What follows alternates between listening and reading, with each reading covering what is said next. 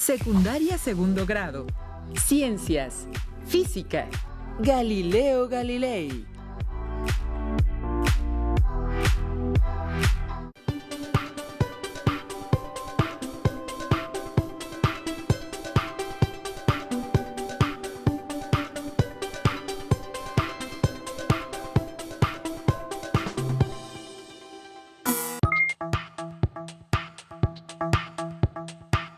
Bienvenidas y bienvenidos, estudiantes de segundo grado de secundaria. Me da mucho gusto que estén con nosotros en una sesión más de Aprende en Casa 3 para la asignatura de Ciencias Física. Mi nombre es Enrique Ardal. ¿Y qué creen? En esta ocasión nos acompaña uno de los grandes científicos de todos los tiempos, un famoso astrónomo, matemático, ingeniero, que cambió el rumbo de la humanidad y que contribuyó al desarrollo de la ciencia tal y como la conocemos. Estamos hablando del padre de la ciencia, mejor conocido como Galileo Galilei. Muchas gracias, Eminencia, por acompañarnos. Es de verdad un gran honor que nos regale un poco de su tiempo para conocer más acerca de su vida y, bueno, de todo el trabajo que desarrolló. Gracias a ustedes, pero por favor, no me diga Eminencia, diga Su Eminencia Don Galileo. No, non certo, es solamente Galileo. Es un piacere para mí estar aquí con ustedes el día de hoy, a través de esta tecnología, ¿cómo dice? ¿Telepática? Telemática, Galileo. Pero puede decirle videollamada. Vaya nombres tan extraños. Al fin, les envío cordial saludo a todas y aquellas y aquellos que nos siguen a distancia. Algo supe que están pasando por una pandemia, por lo que hago un llamado a tuta y a tutti a que hagan caso de la autoridad sanitaria para evitar riesgos y no enfermarse. Veo que por aquellos lares están enterados de nuestra situación. Ustedes que nos ven desde casa, no olviden usar cubrebocas, lavarse constantemente las manos y, si es posible, permanezcan en sus casas para que pronto lleguemos al semáforo verde y regresemos a nuestras escuelas. Recuerden, si te cuidas tú, nos cuidamos todos. Ahora sí, alumnas y alumnos, tengan a la mano su siempre confiable cuaderno, lápiz o bolígrafo para que tomen nota de lo que, a su consideración, claro, sean los aspectos más relevantes de la vida y obra de nuestro entrevistado. Si les surgen dudas sobre lo que se mencione, también anótenlas, es muy importante. Más tarde podrán investigarlas en libros especializados o en páginas de internet confiables. Galileo, ¿le parece si iniciamos la entrevista? Chiaro. A ver si me recuerdo algo. Hace 500 años que no estoy ahí, pero andiamo. Tengo entendido que usted fue, el mayor de 7 hermanos y que nació a mediados del siglo XVI en la ciudad de Pisa, Italia, región que se conocía como el Ducato de Toscana. ¿Cómo fue su infancia? Bueno, pues yo nací el 15 de febrero de 1564. Yo recuerdo una infancia llena de música. Mi padre era el gran compositor Vincenzo Galilei. De él heredé el gusto por la física, por las matemáticas. Mi madre fue Giulia Amanati, una artesana. Éramos muchísimos en la familia, muchos hermanos. Por lo tanto, mi madre no podía hacerse cargo de todos. Así que cuando yo cumplí 10 años, me encomendó a Jacopo Borghini, quien se encargó de que yo recibiera una buena educación en un convento en Florencia. ¿Eso quiere decir que estudió para convertirse en religioso? No. Estudié ahí hasta los 15 años. Mi papá aprovechó que tuve una infección en los ojos para sacarme de esta escuela y un par de años después me mandó a la Universidad de Padua. Ya veo. ¿Fue ahí donde estudió física y matemáticas? No propio. No exactamente. En realidad, mi padre me mandó ahí para que estudiara yo medicina.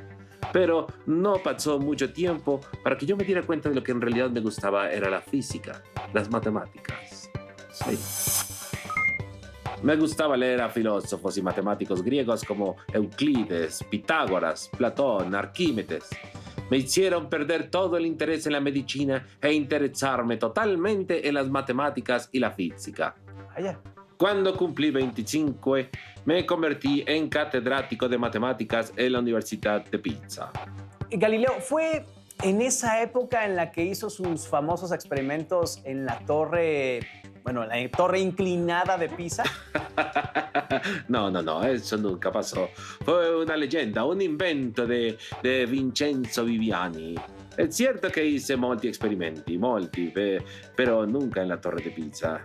Junto con algunos compañeros, desde una ventana bastante alta de nuestra casa, tiramos 2 piezas diferentes, una de plomo, una de madera, desde la misma altura y con la misma fuerza. La bola de plomo cayó al mismo tiempo que la de madera. Hicimos el experimento no una vez, sino muchas, siempre con el mismo resultado. Esto iba en contra de lo que había dicho Aristóteles y que se había mantenido como cierto durante 1500 años. Este experimento, se ha repetido miles, quizá yo creo que millones de veces con diferentes materiales livianos y pesados. Muchos detractores sobre la caída de los cuerpos ponían de ejemplo una pluma y un martillo de acero. Si dejamos caer una pluma, será evidente que el aire evitará que la pluma caiga en línea recta, por lo que llegará al suelo mucho después que el martillo. Una posible solución para comprobar que una pluma y un martillo caen al mismo tiempo, si es que caen desde la misma altura, sería colocarlos en una habitación sin aire. Lo que no resulta fácil y sería muy costoso. Afortunadamente, en 1971, el astronauta David Scott realizó una versión del experimento en la Luna durante la misión del Apolo 15, dejando caer una pluma y un martillo de sus manos. Debido a la falta de atmósfera lunar, no había ninguna resistencia en la pluma, la cual tocó el suelo al mismo tiempo que el martillo. ¡Qué maravilla! No sabía que mis experimentos hubieran llegado hasta la Luna. Galileo, el resto de sus descubrimientos también los hizo mientras era profesor en la Universidad de Pisa. No. En Pisa solo estuve hasta 1591. Después me fui a la Universidad de Padua, donde trabajé por casi 19 años hasta 1610. En la Universidad de Padua me nombraron profesor de geometría, de mecánica y astronomía. Dado que la Inquisición no intervenía en las decisiones de la universidad, me sentía en casi libertad total para poder expresar mis ideas. Mientras estaba ahí, murió mi papá. Tuve que hacerme cargo del resto de mi familia. Económicamente no me iba tan bien, así que tuve que dar clases particulares, algo así como de regularización, para que vean que no es nuevo esto de que la gente no entiende las matemáticas. Lamento escuchar lo de su padre y lo de su situación económica, pero supongo que no todo fue tristeza en esa época, ¿o me equivoco? No, claro que no. Por ese tiempo conocí a Marina Gamba. Marina, era tan bella. Con ella tuve 3 hijos, Virginia, Livia y Vincenzo. Fue una buena época, sí. Y no solo a nivel personal, no. En esos años, en 1604, para ser preciso, descubrí lo que se conoce como la ley del movimiento uniformemente acelerado. Observé una nova aparecer y desaparecer en el cielo. Demostré que los proyectiles trazaban una trayectoria parabólica, aunque debo decir que me faltó matemáticas para demostrar mi descubrimiento. También construí mi primer termoscopio, que no es más allá que un aparato que permite medir cualitativamente los cambios de temperatura. Y por último, estudié el comportamiento de los imanes.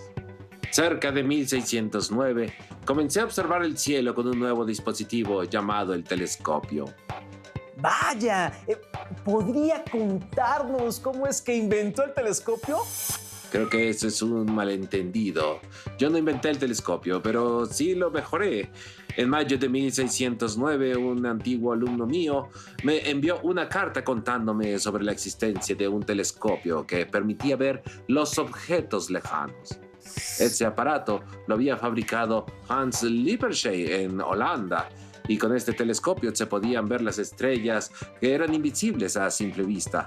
Ja, ¿te imaginas lo maravilloso que fue mirar el cielo por primera vez a través del telescopio? Yo mejoré el diseño del telescopio. Logré que aumentara 6 veces el tamaño de los objetos que se observaban, lo cual era el doble de lo que lograba el diseño original. Además de que la imagen ya no se veía de cabeza porque pude colocar una lente divergente en el ocular. Y confieso que en las mejoras a ese aparato me dieron un poco de fama, además de una pequeña fortuna, lo cual hizo que me librara de algunos problemas económicos que tenía, sí. Galileo vio lo que consideró montañas y cráteres, pruebas de que el satélite natural, la Luna, al igual que nuestro planeta, era un cuerpo rocoso y lleno de irregularidades en su superficie y no una esfera impecable hecha de éter como se sostenía en aquel entonces. Esas observaciones pusieron en entredicho las tesis aristotélicas tradicionales sobre la perfección del mundo celeste, que residía en la completa esfericidad de los astros. También pude observar Saturno. Noté que tenía una especie de apéndices extraños, parecidos a 2 asas. Según me contaron, medio siglo después de que observé este fenómeno, el matemático, físico y astrónomo holandés Christian Huygens descubrió que esas asas eran en realidad anillos.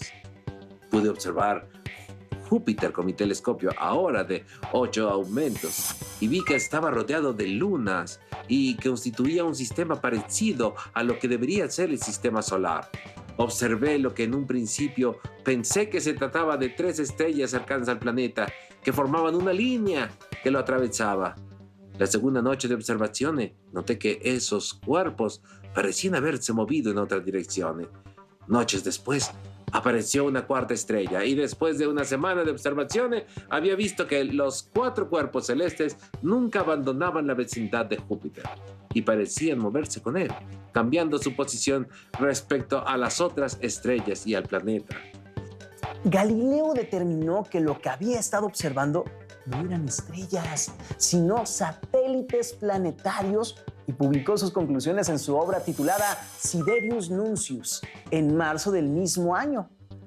Galileo llamó originalmente a las lunas de Júpiter planetas medicianos, en honor de la familia Medici, y se refirió a ellas con los números 1, 2, 3 y 4.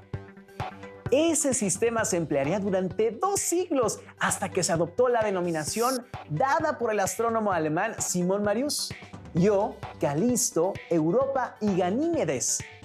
Las observaciones sobre los satélites de Júpiter y constatar que Venus pasa por fases similares a las de la Luna terrestre confirmaron la validez del sistema heliocéntrico de Copérnico, que defendía que la Tierra no es el centro del sistema solar.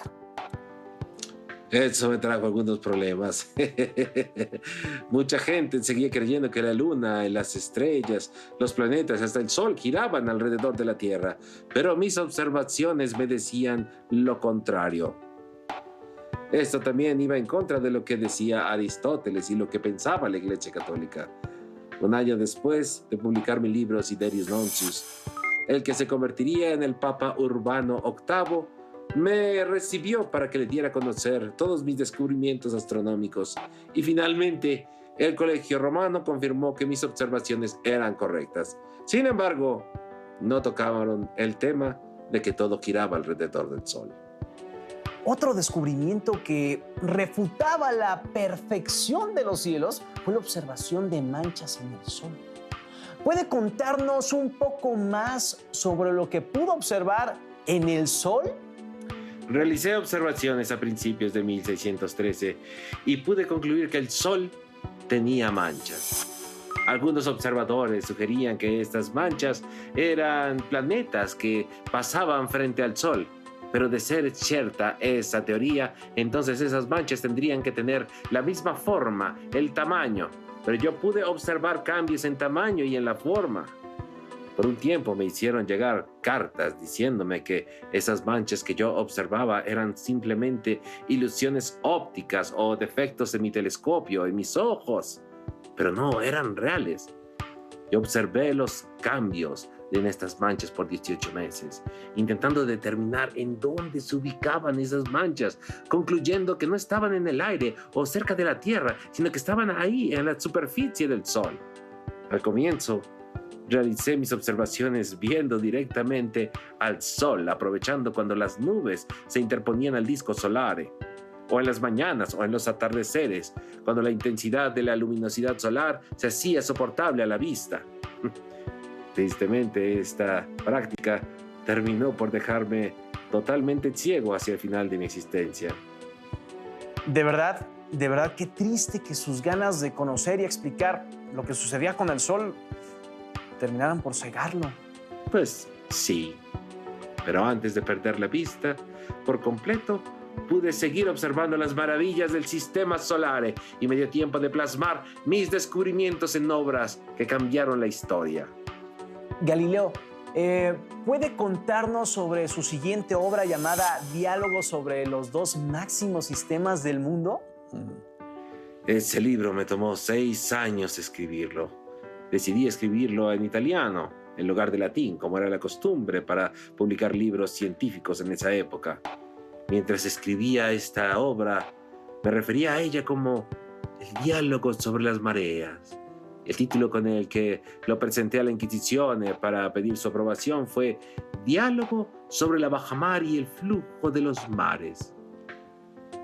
Se me ordenó suprimir toda mención a las mareas del título y cambiar el prefacio, con el argumento de que dar permiso para ese título implicaría probar esta teoría que intentaba demostrar el movimiento de la Tierra desde un punto de vista puramente físico.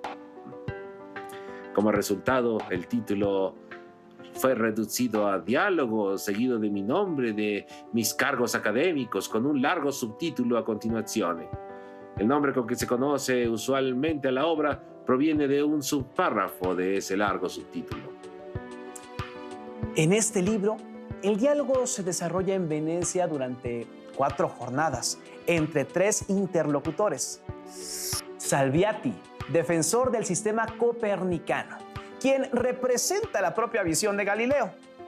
Llamado el académico en honor a la pertenencia de Galileo a la Academia dei Lincei. El nombre proviene del apellido de uno de sus amigos, Filippo Salviati.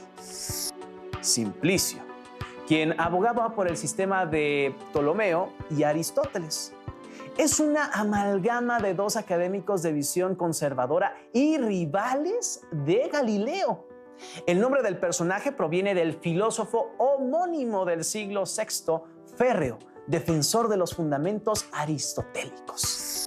Sagredo representa la visión neutral de quien busca la verdad sin aferrarse a dogma alguno.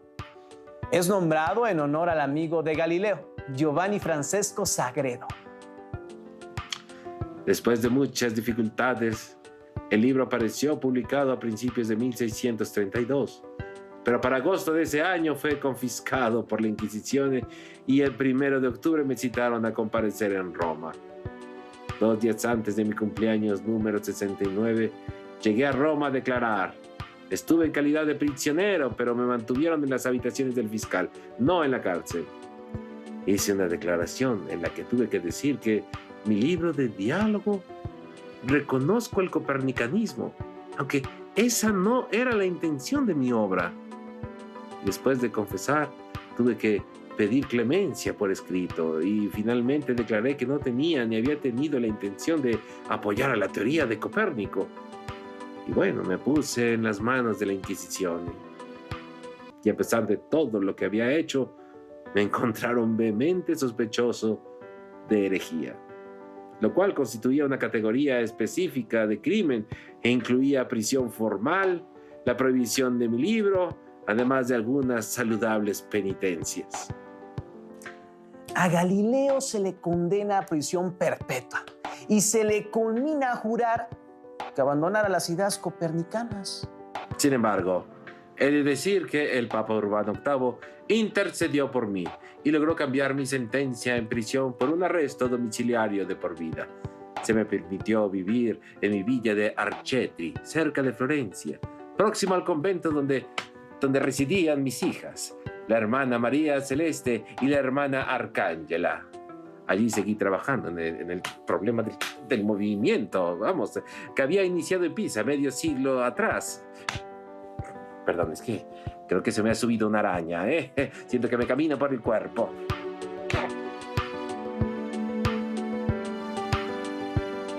Creo que ya está. Sí, creo que le... ¡Oh! Y sin embargo, se mueve. ¡Ayuda! ¡Auxilio! Creo que debo ir a tomar un baño. ¡Hasta la próxima! Giuseppe Baretti, un escritor y crítico de la Ilustración italiana, afirmó que después de la abjuración, Galileo dijo la famosa frase «Eppur si muove». Y sin embargo, se mueve. Pero según se cree, es poco probable que Galileo pronunciara esa famosa frase en ese momento, ya que no se encontraba en situación de libertad. Y sin duda, era desafiante hacerlo ante el Tribunal de Cardenales de la Inquisición. El texto de la sentencia fue difundido por doquier. La noticia llegó hasta Alemania y Bélgica. Muchos científicos de la época, entre ellos René Descartes, pensaron que Galileo era la víctima de una confabulación de los jesuitas. Galileo permaneció confinado en su casa de Florencia desde diciembre de 1633 hasta 1638. Allí recibe algunas visitas, lo que le permitió que alguna de sus obras en curso de redacción pudiera cruzar la frontera. Estos libros aparecieron en Estrasburgo y en París en traducción latina. El último libro que escribiría Galileo sería Discursos sobre dos nuevas ciencias. En él establece los fundamentos de la mecánica, que marca así el fin de la física aristotélica. Terminará este libro justo antes de perder la vista en el ojo derecho, el 4 de julio de 1637. En enero de 1638, Galileo pierde definitivamente la vista. Por aquel entonces, Dino Peri había recibido la autorización para vivir en casa de Galileo y asistirlo junto con el padre Abroghetti, que tomará nota de la sexta y última parte de los discursos. Esta parte no aparecerá hasta 1718. Galileo, entre tanto, recibe la autorización para instalarse cerca del mar en su casa de San Giorgio.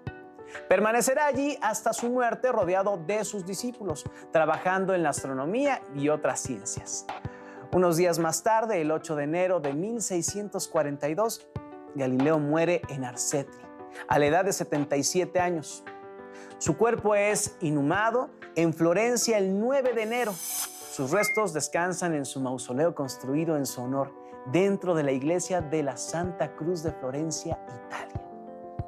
Por todo lo anterior, la importancia de Galileo Galilei, sus descubrimientos y sus aportes se siguen sintiendo hasta nuestros días. Porque fue quien nos enseñó a ver las cosas desde otra perspectiva, como lo dice una de sus frases más célebres: donde los sentidos nos fallan, la razón debe intervenir. Y él lo hizo de tal manera que el mundo ya no fue el mismo. Esperamos que hayan disfrutado esta entrevista y les invito a reflexionar acerca de las circunstancias que rodearon la vida de este gran personaje.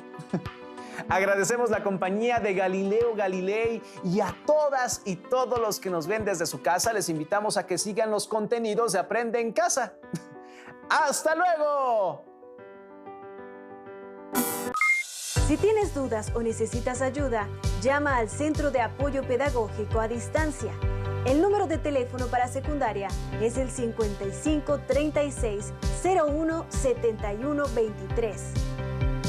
Si requieres consultar los libros de texto en versión digital, recuerda que los puedes encontrar en la página conalitec.cep.gov.mx. Y recuerda que también cuentas con el sitio aprendeencasa.cep.gov.mx, en donde podrás ver nuevamente los videos de los programas y además encontrarás actividades para fortalecer tus aprendizajes. También te invitamos a que consultes la plataforma nuevaescuelamexicana.cep.gov.mx.